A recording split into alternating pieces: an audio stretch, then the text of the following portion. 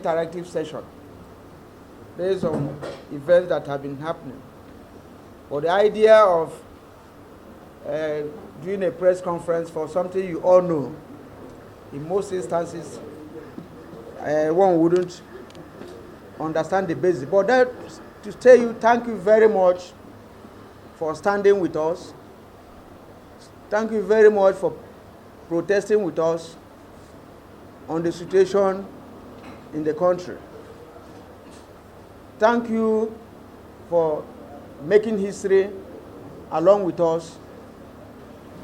Some other people chose to do other things.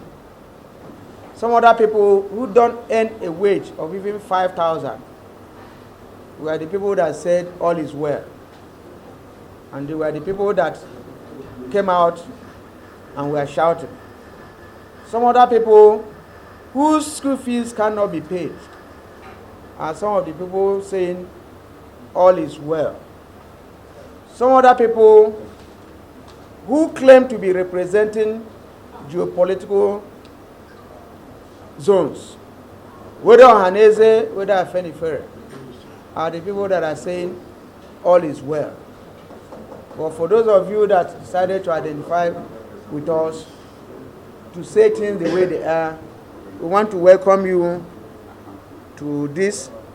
As you all are aware, the neck of Congress convened on Friday, February 16, 2024, and looked at some decisive action and response, and widespread suffering, hunger, and insecurity experienced by Nigerians due to government policies, particularly the hike in price of petroleum products, which affected any other and every other activity in the country.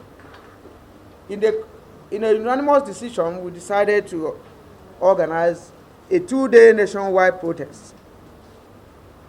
Acknowledging the overwhelming success of the first day of the protest in achieving its objectives, the NEC in session reconvened yesterday and decided to suspend street actions for the second day and ordered that the protest continues nationwide through simultaneous press conferences and activities restricted to all our secretariats in the 36 states of the Federation. Furthermore, the NEC extended the ultimatum by 2 weeks. During this period, the government is expected to implement all agreements reached on the October 2nd meeting.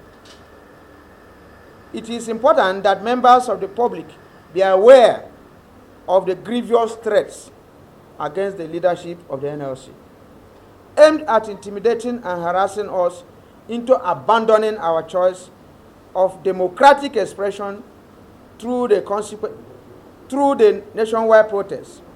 We were threatened with all manners of consequences that would be meted out to us if we went ahead with the protest.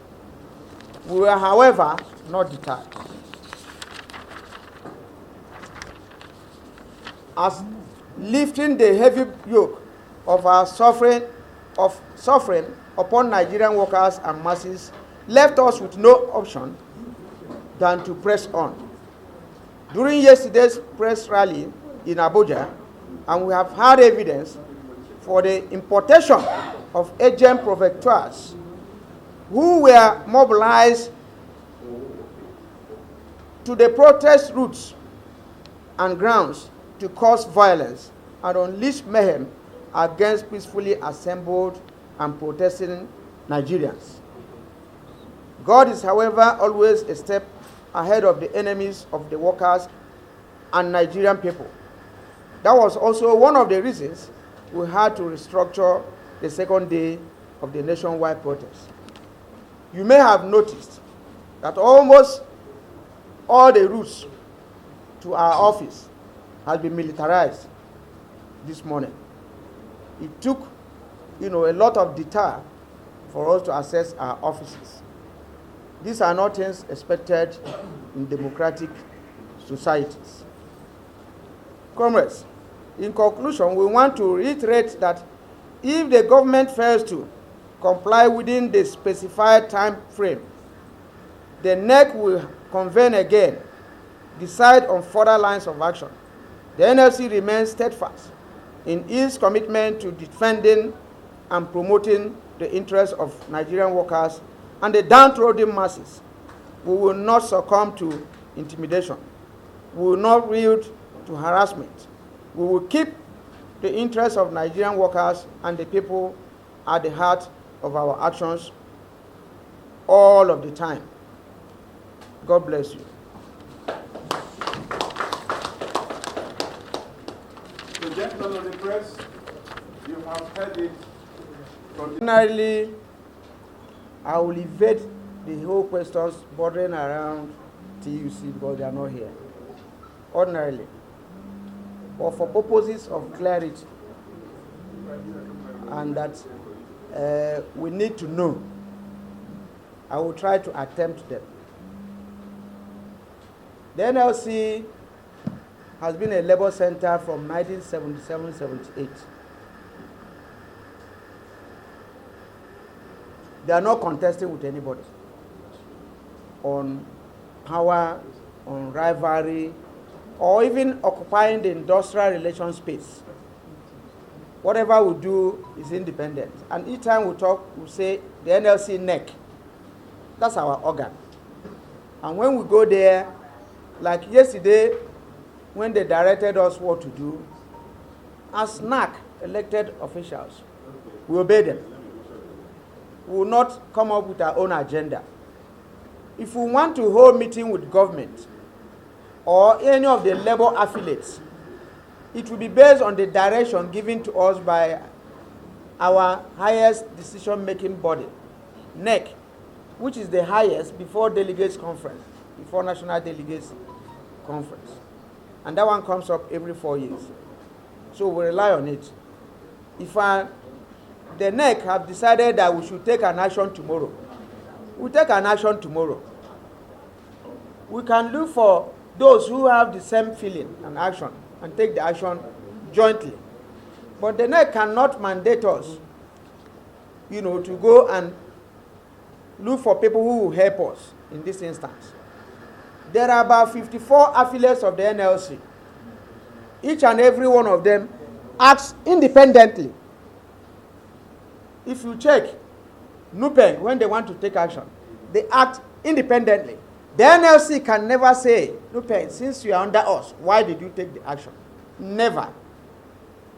The NUT, when they want to take action, though under NLC, NLC cannot query them for taking action. The same thing with NUI, all the unions. So that independence is respected even when you are under a center.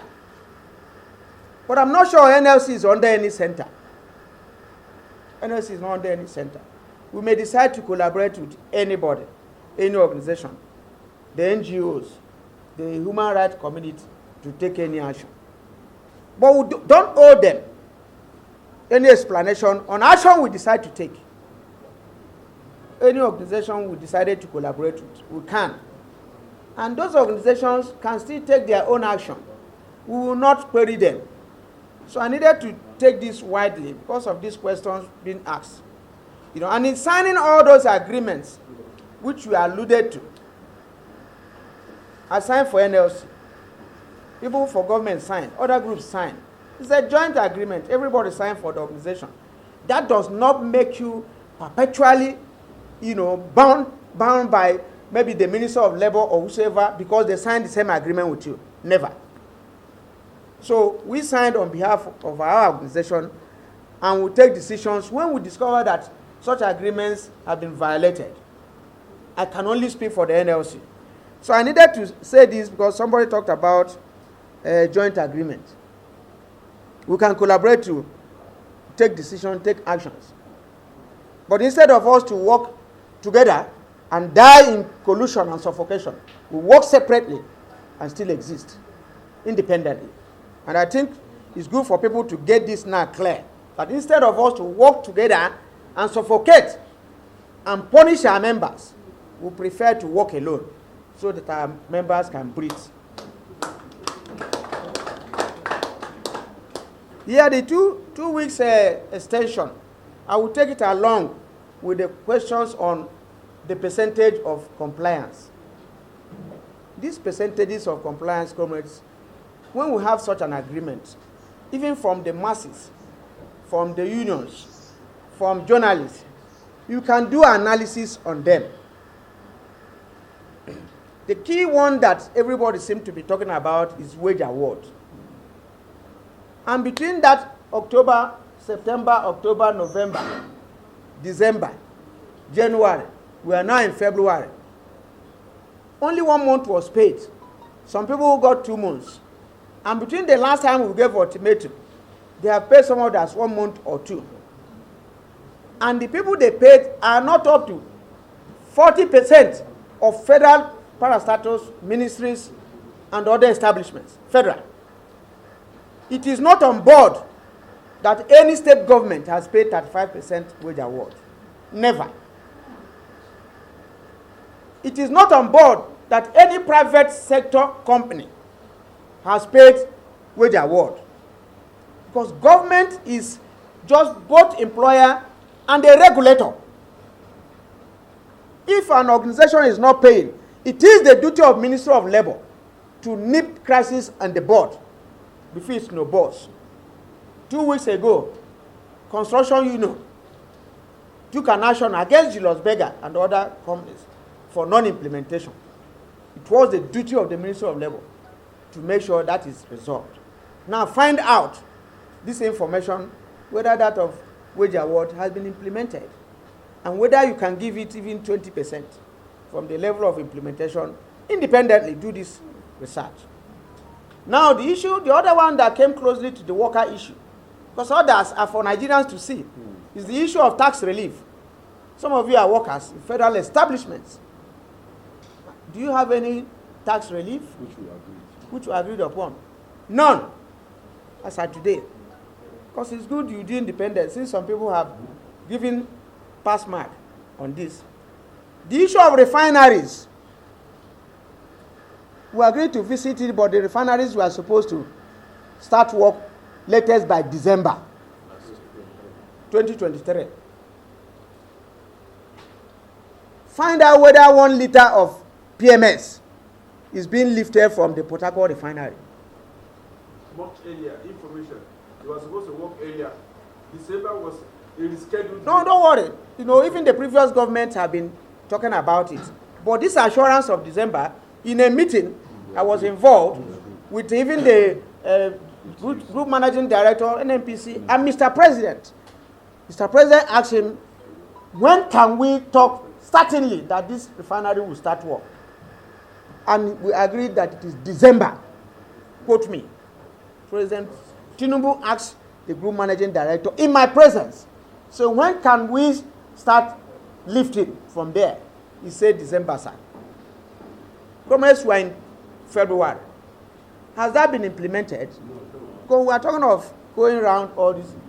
Even the commonest item there, which says that this agreement shall be deposed in court so that it will have some binding principles. At the end of the party that violates, the other party can take it to court because it becomes in law a contract document. As of today, it has not been deposed in the court. Now, I don't even know the one to mention the issue of CNG buses. I don't know whether any of you have boarded any bus in Nigeria. You see any, either in Ibadan, Abuja, Kano, Kaduna, any of these areas. Or 55,000 kitting points. Now, whether any of you, your vehicles have been converted to CNG, this is left for Nigerians to assess, because part of these agreements are mainly agreements that affect Nigerians. The issue of 25,000 Naira cash transfer, who has received it? You can't tell your citizens lies. We are hearing of removal of the minister in charge of the place that, you know, cash transfer. This one we are pushing now, they say they will resort to cash transfer. Nobody has received it, and we are trying to monitor this. Now, how will I come on national television to tell people that this has been substantially comply with. How will a serving minister or even government functionary to say they have done well on these verifiable issues? And that's why I didn't want it to be like we and them. Do your own studies. Even you say that you don't have CNG buses yet. Did you bring electric buses? Did you bring diesel buses? At least to move people from one point to the other, pending when you finish with these ones. I'm not sure of any that is on the road. So I don't know what else you want me to say. For me now to lie that it has been substantially met. It has not. The minimum wage committee, which you agree that it should be set up, the law says 6 months before the expiration of the minimum wage, existing minimum wage. It was due to pressure that that committee was set up by the end of January. And by April 1, the old one will expire. Now, if there is any delay in completing, it will be dovetailing into the new one. It wasn't set up 6 months before the period. And as of today, we are still at the level of data collation. You know, let's see, even those who have not complied with the old one, but we have to analyze it. And why have done before coming back to now decide the amount. We have not gotten to that stage. Now, please, by your own assessment, do your independent studies and tell us any of these things you mentioned, anyone that has been implemented, either 50% or 100% or 30%. So I don't want to bother myself with this. I think there are other agreements that the issue of vacating the office of the National Union of Road Transport. Go and check there whether the police and others are still not there. Go and find out, comrades. You know, stop pushing it to us. You know, you can go and verify these are agreements we have with government. So how will I now say here and say they have been met when they have not been met? So it's left for you. The other question was about, yes, each time they invite us for meeting, because they will blackmail us if we don't attend. We will attend and listen to them. You are aware that they held a meeting with us till late on Sunday. And while that meeting was on, they wrote letters to all the unions to come in order to undermine us. You are meeting with the leadership of the NLC, and you are invited every union in the country to undermine us. Even in a meeting where I was talking, they wanted some of my deputies to be talking so that we don't have leaders. But we survived all that. Are you hearing me? There's nothing on earth they have not done to subvert the NLC. Nothing. And we are still waxing on. So if they invite us for meeting, we'll still go and listen. Because we have our views, we have our position. We still gently present our position there. We will not say we will not go, except when we realize that such meetings. However, henceforth, the NLC will no longer be comfortable attending meetings at the eve of any action. Never again. Because it's a waste of time, waste of energy, and nothing comes from such meetings. To delay us, to demobilize us, to make people have the impression that we went there to discuss other issues, apart from the issues on ground. So this is our new resolve. You can't call us a meeting when we have action tomorrow or next tomorrow, and you delay us in such meeting till even 11, 12, so that we won't come out to mobilize for action. Such strategy is obsolete, and I think they should adopt other strategy. Comrades, with this response, I would say that when you were asking of whether there is positive response, there is no positive response now, because the second question was talking of positive response from government. We knew that they were telling us to give them time. How much time? They were telling us that this is not the time because of the security of the country. You know, if you come out tomorrow, you have a date with history. They were emphatic to us. And that was why we went out yesterday. Thomas,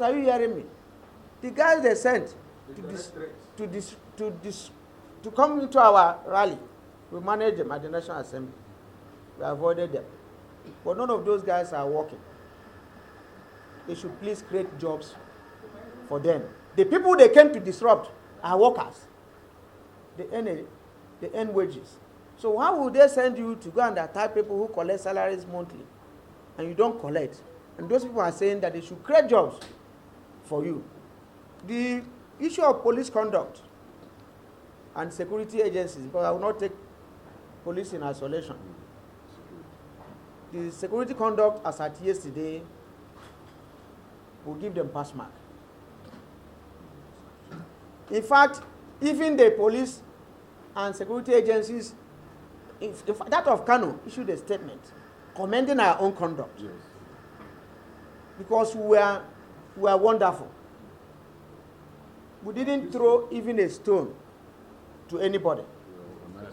Even when agents of provocation came, we managed them. So it was such a symbiotic, relationship that produced and that ensured that a new Nigerian is possible. To show that the Nigerian police is no longer the colonial police, whose duties were to ensure order of those who come for rally. With the Nigerian police, the DSS, their conduct, as far as yesterday's performance was above board.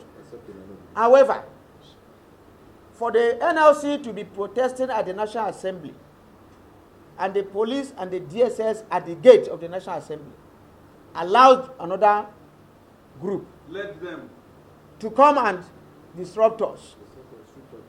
It's unfortunate. But we thank God that nothing happened. Meanwhile, the conduct was peaceful nationwide, apart from maybe Bronu and Enugu, where the police prevented them. And the action could have been another thing. Our people are not hooligans. They are responsible Nigerians. And that conduct, will continue to maintain it. But we have made a statement to all Nigerians that if the Nigerian government doesn't want an organized protest, when they see unorganized, maybe they will like it. And they will not have people to talk with. But we have played a role that you can't say that peaceful protest and rally cannot hold. If we do that, the NLC will be shying away from its traditional responsibility. We were a product of struggle. The NLC wasn't a product of law. It was a product of struggle. Collective will, collective struggle. Every government here, even the highest of military dictatorship, we have challenged them in the streets and will continue to do that.